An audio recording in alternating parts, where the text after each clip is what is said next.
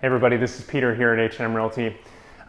Just want to talk about we're going to talk about buyers and buying properties and defining a criteria, because when you're buying a property, there's so many things that are thrown at you as a buyer, and there's so many different areas. I've worked with so many buyers that, when I sit down with them, they talk about one area and it's 20 miles away from where they're at. And then all of a sudden, that one area broadens out into a 60-mile radius. So really, as a buyer, you need to hone in on some things that are at least personal to you.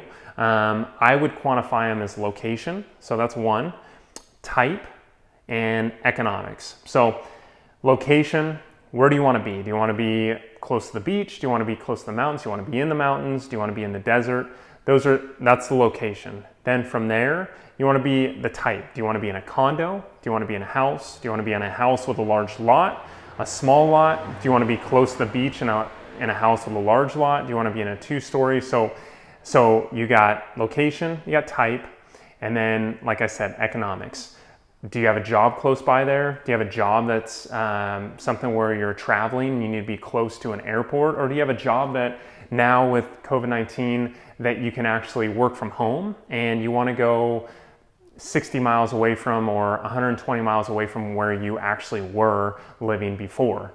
Those are things that you need to bring into your criteria that's going to help you decipher what the best property is for you and your family and your kids, because you want to know that location, that type, and then the economics. Those are huge driving forces when you're going to buy a house as a buyer.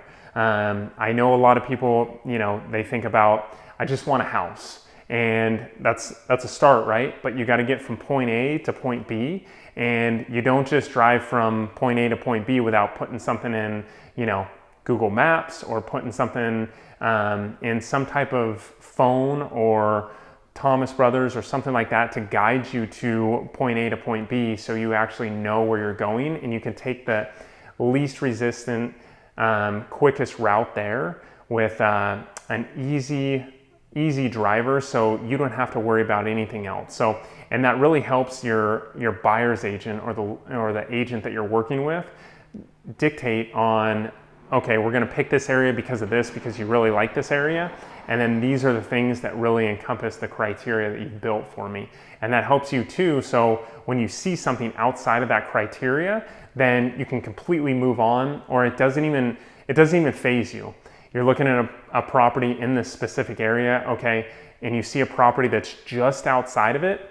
There's not a lot of bandwidth that you spend on that actual property that is outside that criteria, because you're not even going to think about it.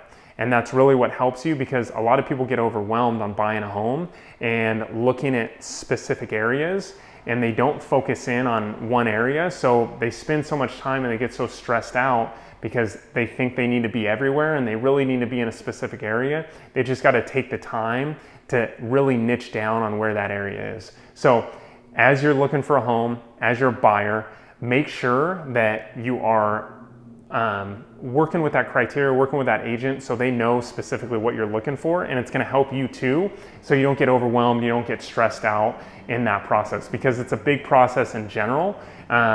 Just having those criterias and niching down on that is going to help you not be stressed out and not be overwhelmed. So thanks for watching. If you guys have any questions, feel free to reach out.